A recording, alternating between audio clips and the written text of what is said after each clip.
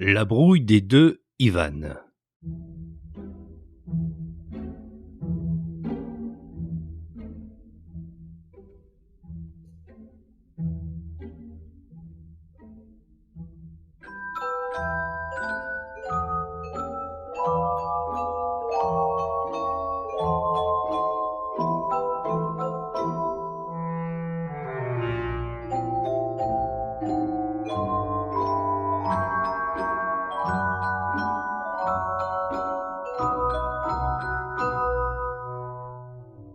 Une nouvelle de Nikolaï Fédorovitch Gogol, une production de la Compagnie du Savoir, interprétation et réalisation de Patrick Martinez-Bourna, direction artistique Frédéric Chevaux.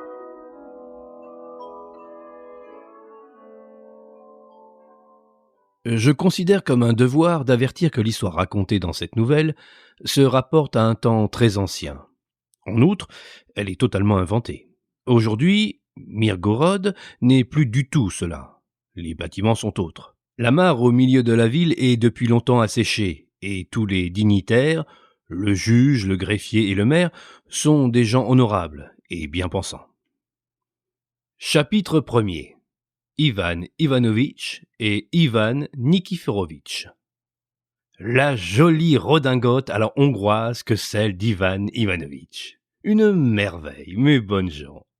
Et quel brandebourg! Je parie tout ce qu'on voudra que vous ne trouverez pas leur pareil. Regardez-les un peu, surtout quand il engage conversation avec quelqu'un. Regardez-les-moi de biais. Vous vous en lécherez les doigts. Je renonce à les décrire. C'est du velours, de l'argent, du feu. Seigneur mon Dieu, et vous, Saint-Nicolas des miracles, pourquoi n'ai-je point pareille redingote?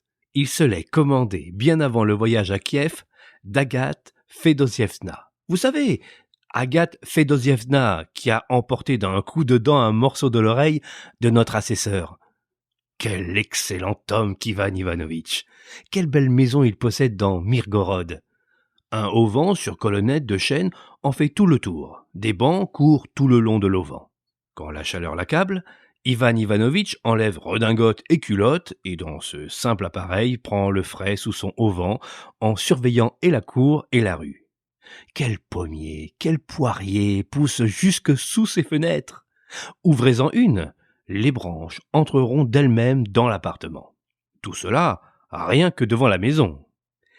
Si vous jetiez un coup d'œil au jardin, que n'y verriez-vous pas? Prunes, cerises, guignes, légumes à foison, tournesols, concombres, potirons, mange tout, voire une aire et une forge. Quel brave homme qu'Ivan Ivanovitch! Il adore les melons, c'est sa passion. Après dîner, aussitôt installé en chemise sous son auvent, il s'en fait apporter 2 par Gabka. Il ne laisse à personne le soin de les couper, enveloppe les graines dans un morceau de papier et se régale à loisir.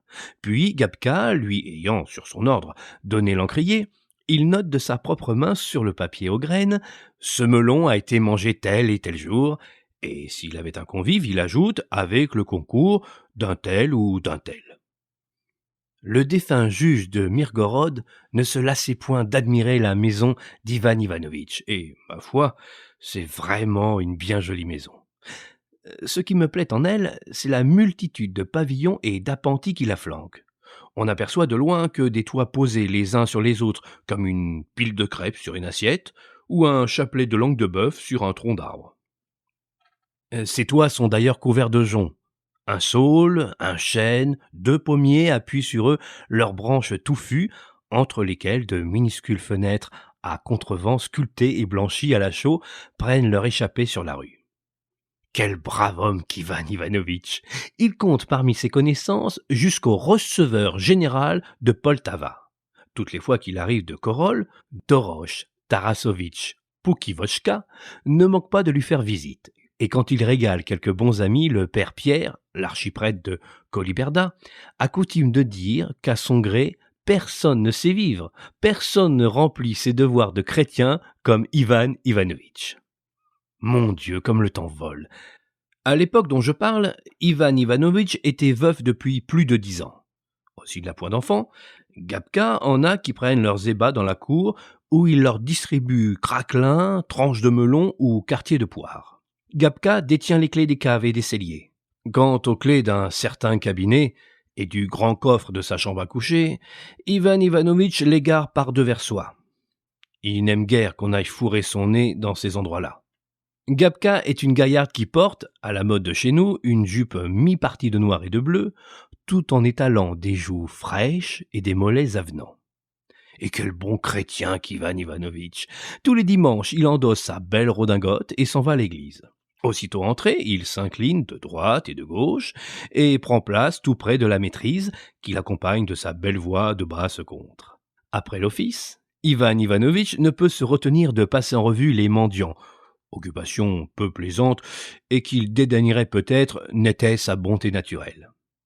Et quand il a découvert la plus impotente, la plus déguenillée des pauvresses, « Bonjour, ma pauvre vieille, lui dit-il, d'où viens-tu comme ça ?»« Du village, mon bon monsieur, du village.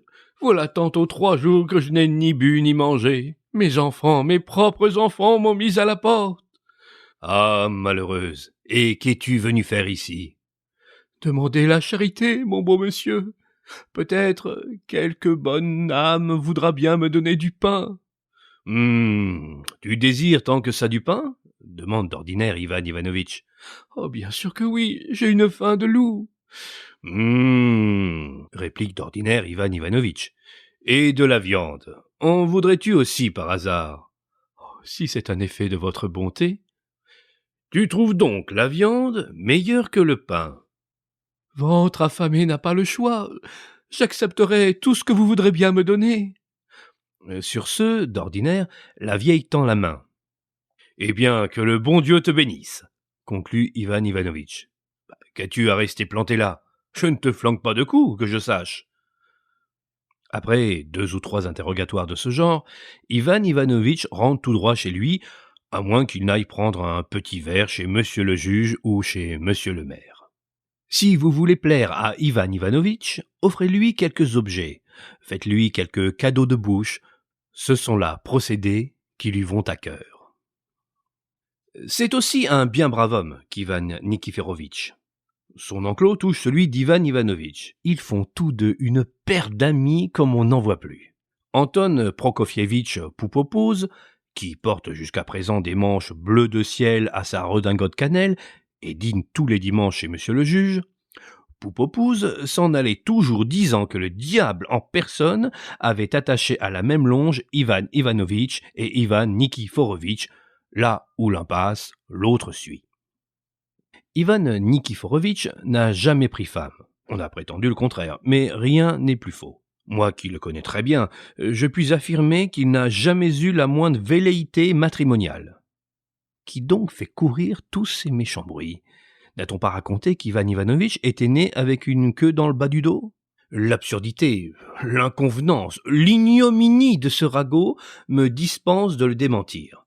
Sans aucun doute, mes éclairés lecteurs savent pertinemment que seules quelques sorcières, en fort petit nombre d'ailleurs, ont le dos orné d'une queue. Au reste, les sorcières relèvent plutôt du sexe féminin.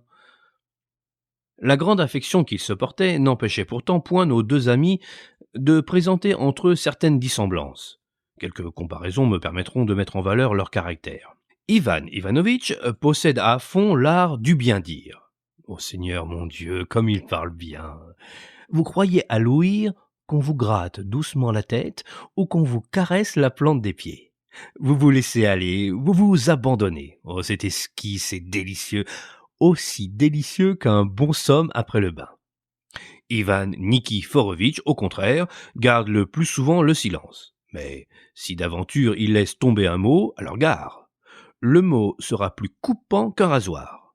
Ivan Ivanovitch est un grand homme sec. Un peu plus petit, Ivan Nikiforovitch s'étend en largeur. La tête d'Ivan Ivanovitch rappelle une rave, la racine en bas.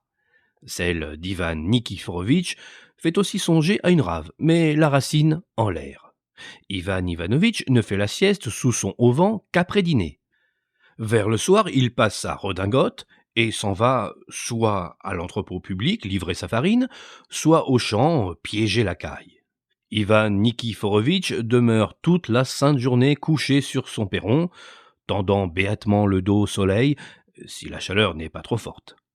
Jamais, au grand jamais, il ne met les pieds dehors. Si, dans la matinée, il lui prend fantaisie de jeter un coup d'œil à son train de ménage, il reprend bien vite la position horizontale. Auparavant, il lui arrivait de faire un saut chez son voisin. Ivan Ivanovitch, dont la délicatesse est extrême, ne se permet en bonne compagnie aucune expression malsonnante et se fâche s'il vous en échappe une. Ivan Nikiforovitch s'oublie parfois. Alors Ivan Ivanovitch se lève et dit « Assez, assez, Ivan Nikiforovitch !» Plutôt que de tenir des propos aussi impies, allez donc vous étendre au soleil. Trouve-t-il une mouche dans sa soupe, Ivan Ivanovitch s'emporte, sort de ses gonds, envoie promener son assiette et rabroue son hôte de la belle façon. Ivan Nikiforovitch adore les bains. Quand il s'est installé bien commodément dans la rivière, la tête seule hors de l'eau, il fait disposer à côté de lui une table et un samovar et savoure son thé à la fraîche. Ivan Ivanovitch se rase 2 fois par semaine. Ivan Nikiforovitch une seule fois. Ivan Ivanovitch est extrêmement curieux. Ne vous avisez pas de lui raconter une histoire et de vous arrêter au beau milieu. Si quelque chose lui déplaît, il vous le donne à entendre. Quant à Ivan Nikiforovitch, est-il fâché, est-il content? Bien malin qui le devinera. Et si quelque chose lui fait plaisir, il n'en laisse jamais rien voir. Ivan Ivanovitch est plutôt craintif de sa nature. Par contre, Ivan Nikiforovitch porte des culottes d'une telle ampleur qu'une fois gonflées, elles logeraient à l'aise son enclos, sa maison et ses remises. Ivan Ivanovitch a de grands yeux expressifs, couleur tabac, et la bouche en accent circonflexe. Ivan Nikiforovitch a de petits yeux jaunâtres, enfouis entre d'épais sourcils, et des joues rebondies, et son nez ressemble à une prune bien mûre. Ivan Ivanovitch vous offre-t-il son tabac? Il passe d'abord la langue sur le couvercle de sa tabatière, puis, vous la tendant, demande s'il vous connaît « Puis-je, monsieur, me permettre de vous en offrir ?» Ou, s'il ne vous connaît pas, « Puis-je, monsieur, tout en n'ayant pas l'honneur de savoir ni votre nom ni votre rang, me permettre de vous en offrir ?» Ivan Nikiforovitch vous met tout droit sa corne à tabac dans la main en disant « Servez-vous !» Tout comme Ivan Ivanovitch, Ivan Nikiforovitch déteste les puces. Aucun d'eux ne laisserait passer un colporteur juif sans lui acheter divers élixirs contre ces insectes. Après lui avoir, bien entendu, fait sentir en termes virulents l'indignité de sa religion. Au demeurant, malgré ces légères dissemblances, aussi bien Ivan Ivanovitch qu'Ivan Nikiforovitch sont tous deux de fort braves gens. Chapitre 2, qui fera connaître un violent désir d'Ivan Ivanovitch, l'entretien qu'il eut à ce propos avec Ivan Nikiforovitch et la conclusion dudit entretien. Un matin de juillet, Ivan Ivanovitch se reposait sous l'auvent. Il faisait très chaud. Des nappes de feu alourdissaient l'atmosphère. Ivan Ivanovitch avait déjà fait un tour au champ, encouragé les faucheurs, posé aux gens de la campagne maintes questions sur leurs allées et venues, sur leurs faits et gestes. Épuisé de fatigue, il avait tout naturellement éprouvé le besoin de s'étendre. Dans cette position, il considérait maintenant l'enclos, les remises, les celliers, les poules qui folâtraient dans la cour, et songeait à part soi « Seigneur mon Dieu, comme je m'entends à faire valoir mon bien. Que ne possédais-je point? Des volailles, une maison, des hangars, toutes les fantaisies imaginables, eau-de-vie et ratafia, prunes et poires au verger, au potager choux, pois et pavots. Que peut-il bien me manquer? Voyons, que peut-il bien me manquer? » Une question aussi profonde le rendit rêveur. Cependant, ses regards, en quête d'objets nouveaux, tombèrent par-dessus la palissade dans la cour d'Ivan Nikiforovitch et jouirent involontairement d'un spectacle curieux. Une bonne femme décharnée sortait en bon ordre de vieux habits d'une remise et les étendait sur une corde. Bientôt, un uniforme militaire, aux revers usés, embrassa de ses manches dressées une veste de brocart. Ensuite apparut un uniforme civil à boutons armoriés et col rongé d'émites, puis une culotte de casimir blanc, toute maculée, qui jadis moulait les jambes d'Ivan Nikiforovitch, mais ne pourrait guère plus mouler que ses doigts. À côté de cette culotte, en pend bientôt une autre en forme d'Y, puis une tunique bleue à la cosaque que s'était commandé Ivan Nikiforovitch une vingtaine d'années auparavant, alors qu'il parlait de se couper les moustaches et de s'engager dans la milice. Pour compléter la tunique, une épée érigea bientôt sa pointe, comme un monument sa flèche. Alors s'éployèrent les basques d'une sorte de cafetan couleur vert d'herbe, paré de boutons de cuivre larges comme un gros sou. Entre les basques s'insinua un gilet galonné d'or et largement échancré. Le gilet fut bientôt recouvert d'une antique jupe, des frocs de quelques grands-mères et dont les poches auraient pu contenir chacune une pastèque. Cet ensemble offrait à Ivan Ivanovitch un spectacle fort amusant, auquel les jeux du soleil sur la lame de l'épée, sur une manche bleue ouverte, un revers rouge, un coin de brocart, conféraient un caractère étrange. On eût dit cette crèche que des malins nomades promènent par les hameaux, alors que les badauds empressés reluquent le roi Hérode, couronné d'or, ou Antoine, le meneur de chèvres. Derrière le petit théâtre ambulant grince un violon, un bohémien tambourine du doigt sur ses lèvres, cependant que le soleil décline et que l'air froid des nuits de l'Ukraine se glisse traîtreusement entre les frêles épaules, entre les seins robustes de nos villageoises. Bientôt la vieille rampa en geignant hors de la remise. Elle traînait sur son dos une selle archaïque, veuve de ses étriers, dont les fontes étaient usées, mais dont la chabraque jadis couleur ponceau montrait encore un galon d'or et des appliques de cuivre. « Ma parole, se dit Ivan Ivanovitch, la vieille bête finira par mettre à l'air Ivan Nikiforovitch en personne. » Il ne se trompait pas de beaucoup. Au bout de 5 minutes, la large culotte de nankin d'Ivan Nikiforovitch se dressa dans la cour, dont elle occupa une bonne moitié. La vieille apporta encore un bonnet et un fusil. « Qu'est-ce à dire ?» songea Ivan Ivanovitch. « Je n'ai jamais vu de fusil dans les mains d'Ivan Nikiforovitch. C'est étrange. Qu'a-t-il besoin d'un fusil, puisqu'il ne s'en sert jamais? Et c'est, ma foi, une jolie pièce. Il y a longtemps que je désire m'en acheter un pareil. Je voudrais bien avoir ce fusil. Un fusil, ça fait passer le temps. »« Hé, la vieille! La vieille !» s'écria-t-il les doigts levés. La bonne femme s'approcha de la palissade. « Qu'est-ce que tu tiens là, ma bonne ?»« Comme vous le voyez, un fusil. »« Quel fusil ?»« Je n'en sais ma foi rien. S'il était à moi, peut-être bien que je saurais de quoi il est fait, mais il appartient à notre maître. » Ivan Ivanovitch se leva et s'absorba tellement dans l'examen du fusil qu'il en oublia de reprocher sa sottise à la vieille. Quelle idée d'aérer une épée et un fusil! « Il m'a l'air en fer, » reprit la maritorne. « Oui, en fer. Et pourquoi diantre est-il en fer ?» se demandait Ivan Ivanovitch. « Et il y a longtemps que ton maître l'a ? Ça se pourrait bien. » « Quelle jolie pièce !» continuait à part soi Ivan Ivanovitch. « Il faut que je la lui demande. Il n'en a que faire.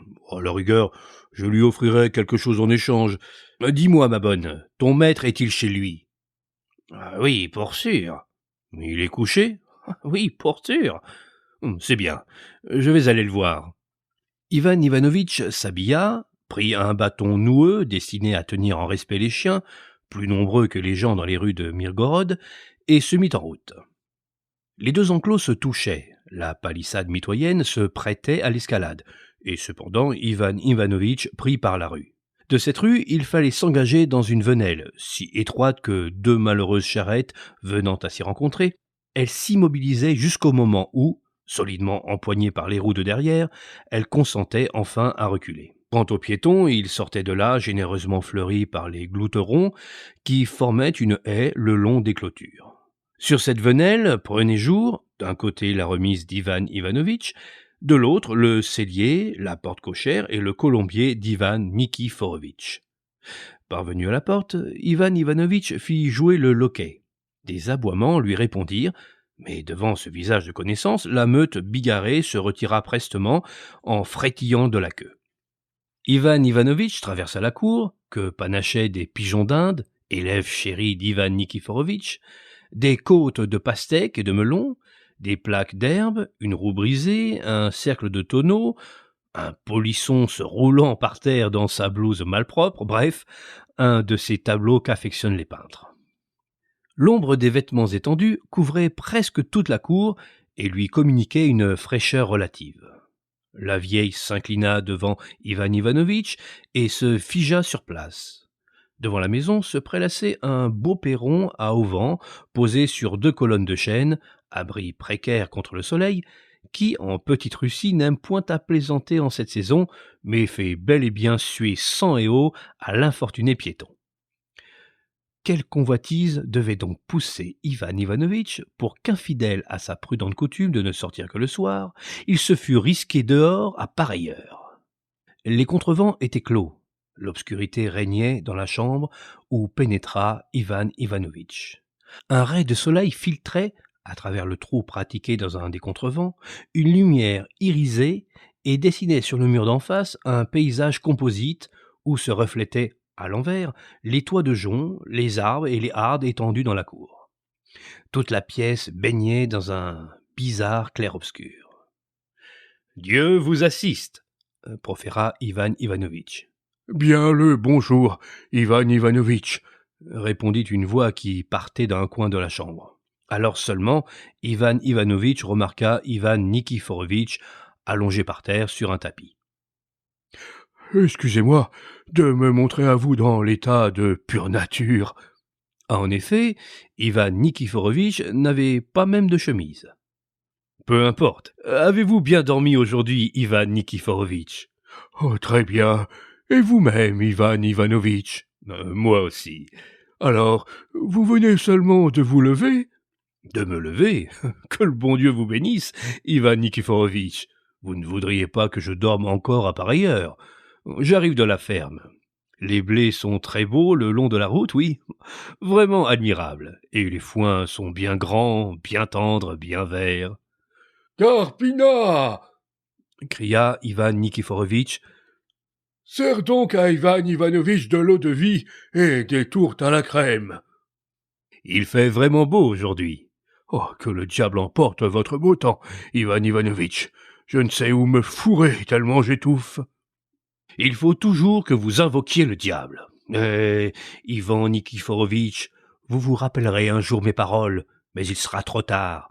Vous expirez dans l'autre monde, vos propos impies. »« En quoi vous ai-je offensé, Ivan Ivanovitch ? Je n'ai touché ni à votre père ni à votre mère.